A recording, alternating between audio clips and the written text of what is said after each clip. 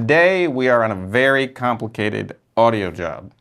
An audio job that takes 4 audio bags, 10 wireless microphones, 3 booms, and a little bit more. And we're going to get into it, and we're going to break down how all of this gear is going to work on this job. You ready for it? Maybe. It's complicated, okay? So why do we have 4 audio bags? We have 4 audio bags because the 833 is going to be primary. It's the primary recorder. Then we have a MixPre 3, and that's going to be a secondary recorder that's on an interview camera. And then we have a MixPre 10, which is going to be our comms and our in-ear monitors and our talkback, because the team that we have is 3. We got Drew, plus we got another guy that's joining us on the set. And then we have a MixPre D, which is old school, but that's going to be providing audio to the video village, okay? I like to get into this kind of pre-production stuff because Drew and I have been talking for like days. Yeah, almost 2 weeks at this point. So pre-production is very important. Yes. Okay. We have been planning for this shoot for roughly, I'd say 10 to 12 hours. Mm-hmm. And not all this gear is ours. The MixPre 3 is Drew's. MixPre 10 is mine. The 833 is mine. The MixPre D is mine. One of these boom mics is Drew's. 2 are mine. 6 of these transmitters are rented from a local sound op. And then one of these receivers is rented, and another receiver is rented from Gotham Sound. So I'm going to talk a little bit about rentals and the fact that you really should get to know the local sound ops in your market, because these 6 Wisycom wireless packs plus this receiver all came from another local sound op. And I couldn't do this job if I wasn't networked in to the sound community and able to rent some of this gear. Also, Gotham Sound came through clutch for an extra receiver because we need to have 10 receiver channels going into this 833. Anything you want to say about that? It was fun to source, that's for sure. It was fun to source. So it was complicated. It was complicated. We had to hit up a couple different local guys in order to try to get things worked out. So we finally landed on all of this, and I think it's going to come together really nicely. Mm-hmm. The other thing that I had to do was I had to install the +4 plugin for my 833. Bought that from Sound Devices. That adds 4 more ISO channels to the 833. So the 833 is now today going to be recording 12 ISOs. And we're going to be using 3 of the buses. And let's get into it, okay? So we're going to talk about the main bag first. The main bag on top here, we have a Wisycom MCR42, which is a 2-channel receiver. And we have a Wisycom MCR54, which is a 4-channel receiver. And then on the front, we have 2 Wisycom MPR52 ENGs. Now, the way we're getting all this gear into the 833 is over AES. The 833 can take 10 AES inputs as long as you have the AES block for the top. So with that AES block on the top, you can get 8. And then on the side of your mixer, channel 1 can be also an AES input. So I've got all of this Wisycom wireless going into AES. So why do we need to be all AES on that wireless? Because we have a high channel count and we need our physical inputs for our boom microphones. So we got to have potentially 3 boom mics going in. We're not sure. We're not 100% sure if we're going to have 3 boom mics going in or just 2. Either way, I cannot take up the mic pre's with wireless because we need the flexibility to bring other things in. Tell me how we're going to use the MixPre 3. MixPre 3 will be located in our interview room, so we'll be running one of our boom microphones off of that, hopefully. So that way we can have it running here instead of just directly into the camera. Yes, because we want to make sure we're rolling a local backup. Exactly. And then also I brought along my Sony wireless, which is another reason we would want the physical inputs. Which Sony Wireless is that? This is the URX P41D receiver. 2-channel receiver? Yes, sir. And then the transmitters are the UTX B40s. Just in case. Yes. Because the client spec'd out 10 wireless channels, and we're handling that with Wisycom. But we've got a Sony on board just in case. Right. Well, and this is also why we would need the physical inputs just in case, too. Because if we have to run this, we have to run this into the MixPres on the side of the 833. So, but pretty straightforward setup for the interview room, hopefully. And then we're running a Sennheiser MKE 600 on that. And then for the other two boom locations, basically the format of the show is a big, what I call a car wash. I know that's a technical production term. It's a car wash. It's kind of like one of those shoots where you bring a bunch of people through. That's the concept. And in the industry, they call that a car wash. I didn't understand that at first. Literally, the first time I got hired for that, I was like, what? Anyway, if you hear that term, that's what that means. It means bringing a lot of people through the same room. So the reason why we need two A2s is because Drew is going to be miking everybody up. The other A2 is going to be pulling mics off. I, as the A1, am going to be running the board, coordinating it all. And then what they've requested is they've requested two booms in that car wash room. One for the host that's kind of running the deal, and one for the people that are coming through. You know, so just a shotgun mic that's kind of pointed at the people coming in, shotgun mic pointed at the table where the presenters are going to be. Okay? And then let's talk about this. What do we hope to do with the MixPre 10? This will be the basis for our communication system. Yes. So, and then we will be, be running... Sennheiser. Is it Sennheiser Yes. on this one? Okay. So we'll be running Sennheisers on this bag so that way Brian will be able to communicate with me and the other A2, making sure that our microphone feeds are good before they come into our car wash area. Yep.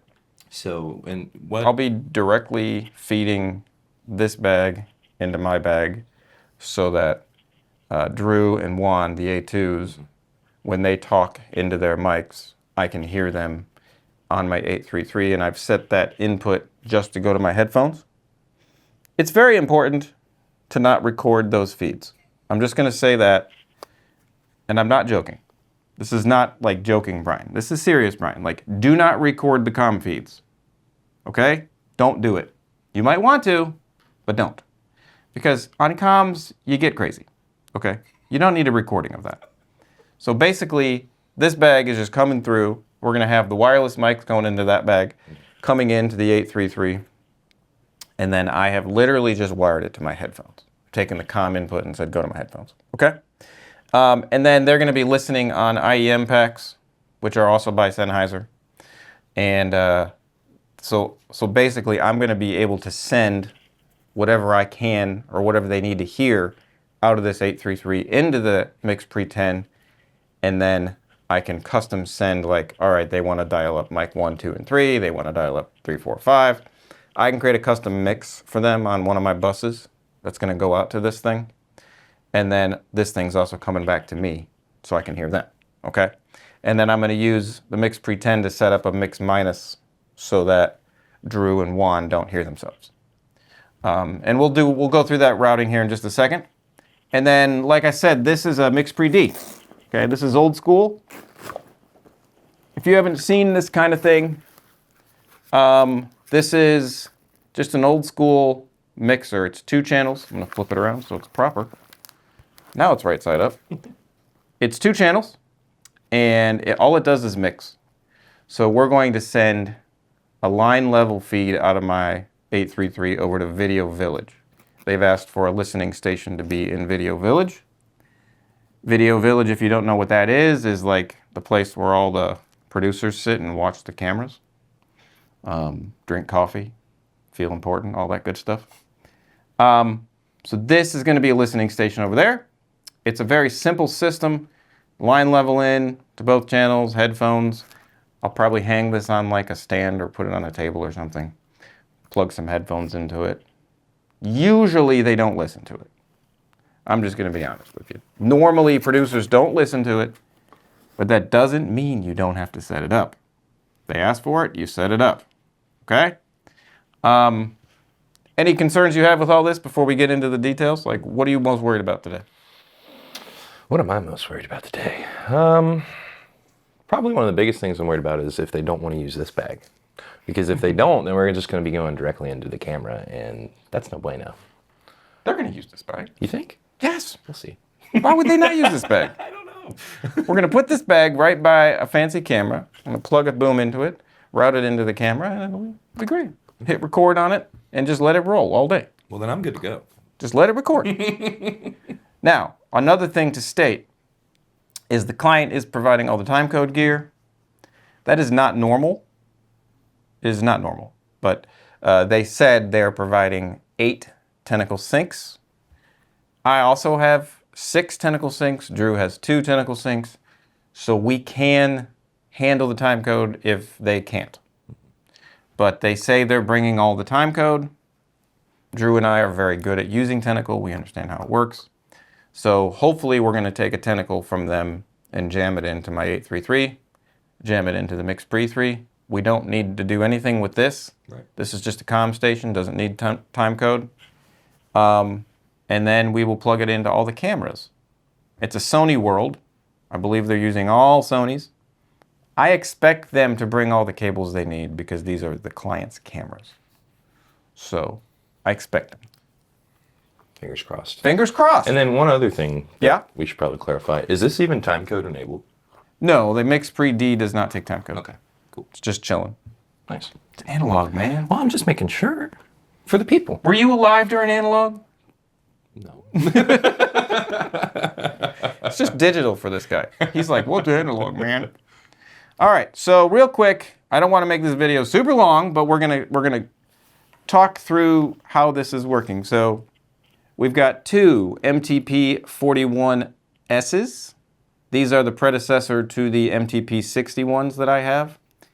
These are small, compact, and awesome. They take 1 AA, and they have the same connections that my MTP61s have. They have these Wisycom 3-pin LEMO connections for the mics.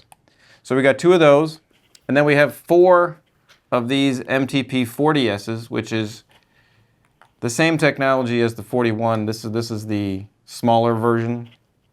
This is the full-size version. For context, this is about the size of a Sennheiser G4, like if you see that in my hand. Also, same thing, same mics. All of the mics are the same connection. And then we have the Wisycom MTP61s. These are my main workhorses. I have 4 of these. And you've seen these on my channel before if you've watched, but this is what I use for all my jobs. Okay? Last year I upgraded from Sennheiser to Wisycom. And just 3 months ago I upgraded from this MixPre 10 is my main bag to this 833 is my main bag. Okay? And then we're running all COS 11Ds. That's what these are. These are all just standard COS 11Ds by Senken. Got 11 of those. So 6. I rented 6 and I have 5. So 1 extra. All right. And then if you look at the way I have mine set up, it's the way we're going to set up all of them. These are using a Bumblebee connection. So these have the Bumblebee concealer, Lav concealer on them. And I've got Furry attached to them. Okay. So we're gonna hide all the mics on all the talent using Bumblebee. Okay. I'm a big fan of Bumblebee. Do you like Bumblebee? I love Bumblebee. Bumblebee's great. Even if you're not using the little Furry or like moleskin, they still have really great pickup. They do. They're excellent. They're fantastic. Yes. So, not sponsored. We're not sponsored by any of this. We need to be, though. We should. We should be sponsored. Okay, so, and then the way that the MTPs run is they have a rechargeable lithium ion in it. This should last 6 to 8 hours. And then the older Wisycom is running off of AA's, as you saw. And then here in the bag, we've got an MCR42, which is the predecessor to the MCR54. It runs off of Hiroshi power on the bottom. And then I've got it going AES out. And then this is my Wisycom MCR54. This is 4 channels. This 42 is 2 channels. Okay. And then these are MPR52s, ENGs. These are awesome. Honestly, this is mine, and then the other one on the other side is the one that I rented from Gotham Sound. And the way that we're going to run this wireless is we're going to run the 61s into the 54, and we're going to use the high frequency, the wideband up in the 900s for those, and then we're going to use the lower band for 2 of the receivers that are going into the 42, and then 2 of the receivers that are going into the 52s. You'll notice different lengths of antennas.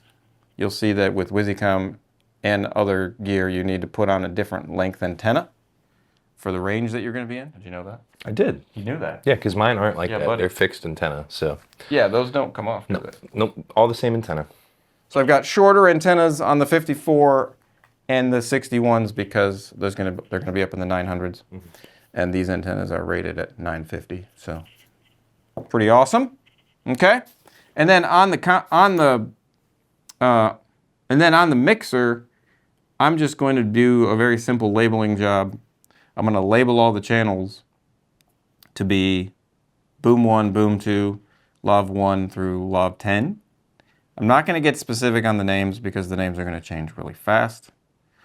I'm going to keep the names the same all day.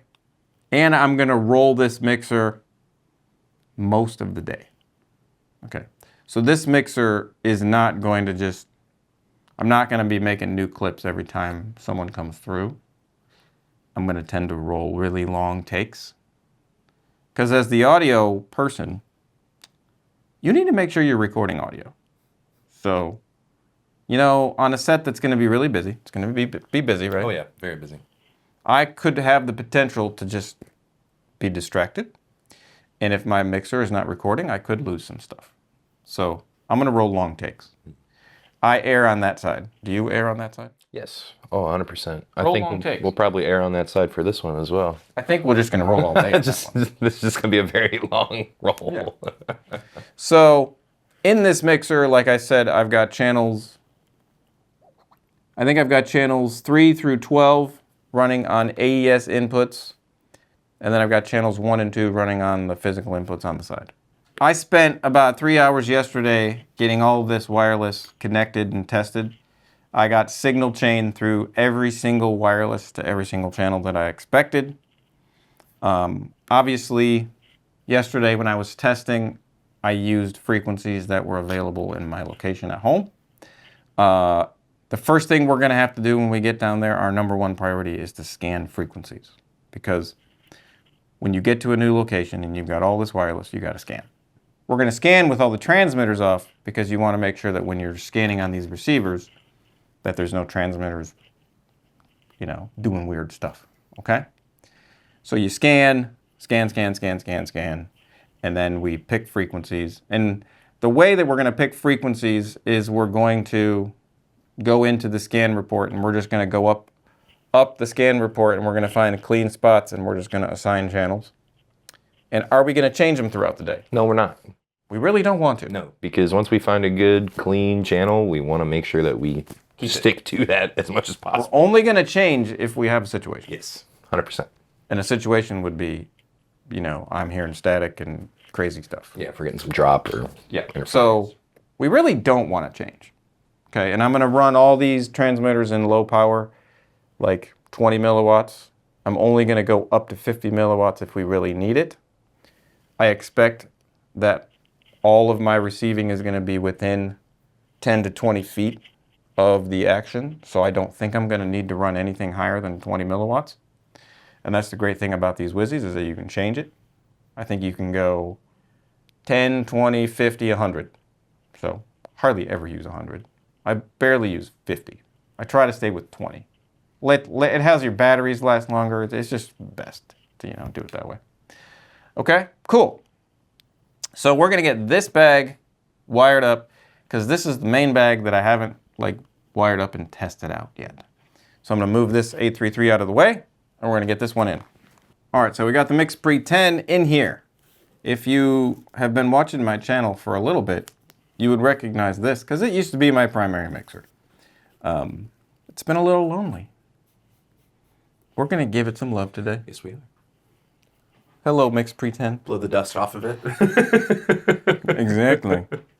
The way we're powering this is we're powering it off of a high-Q battery. Okay. It's just a basic battery cup going into the bottom over Hiroshi. Same way I'm powering my 833.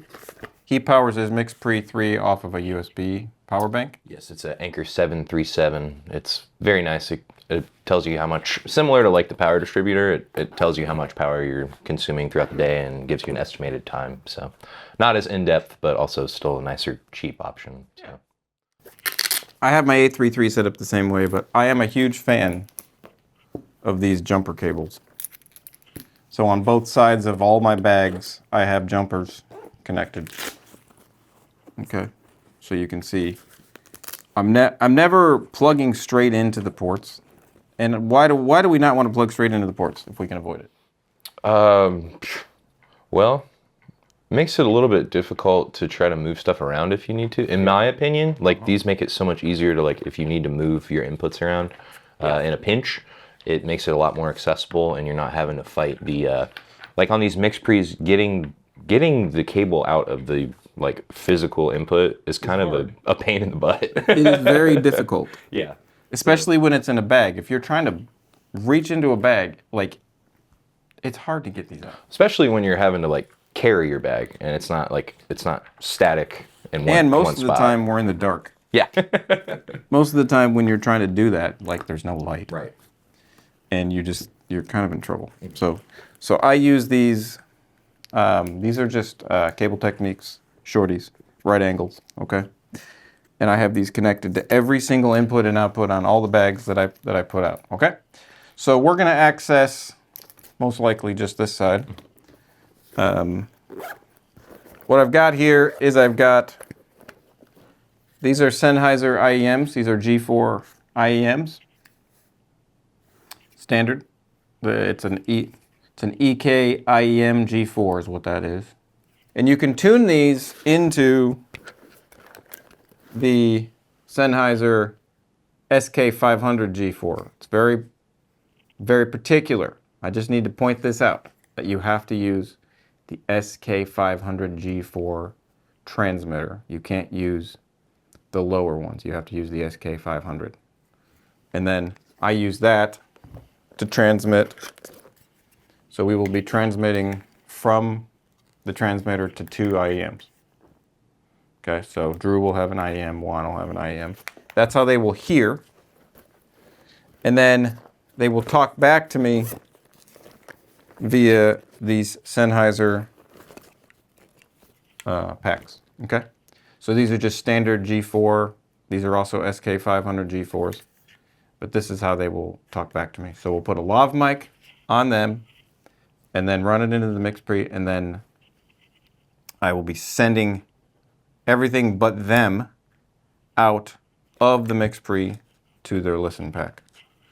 And then my microphone from the 833 will come in here.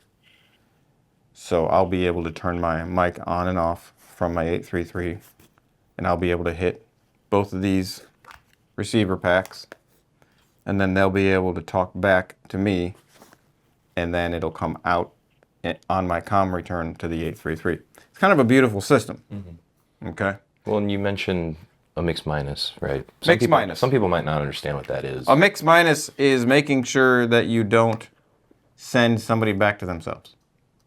It's really difficult to talk while hearing yourself. Yes. There's usually a little bit of a delay too. On something like that, there's usually a little bit of a delay. Yeah. So it's like there is latency. Yes. Whether we like to admit it or not, there is latency in all wireless. Less latency the more money you spend, but there's still latency, and it's so weird to hear yourself. Mm-hmm. So you want to make sure that when you're sending someone an IEM feed, you're not sending them themselves. Right. And the MixPre 10 allows you, it has 4 outputs, and I can select what's going to and from everything, so I don't send them themselves. Okay, so in their ears, they're going to have the 833 feed and the other guy. So he'll have Juan plus the 833. Juan will have Drew plus the 833. And then we will leave the mics live. So when they're talking, they'll be wearing this Lav mic. And you can mute it if you'd like, but like if you need to go to the bathroom or something. A little privacy. Or you need to talk trash about me. Never. Just mute it. Never. That's the talk trash about Brian button. Turn it back on when you're going to say nice things. So that's how that's going to work. So when we get on set, we're going to wire that all up. Okay? And we can't show you the set because we're not allowed. This is a super secret project. Super secretive. I mean, we can't even talk about it. That's why we're wearing dark colors. Yeah, it's super secret. Classified.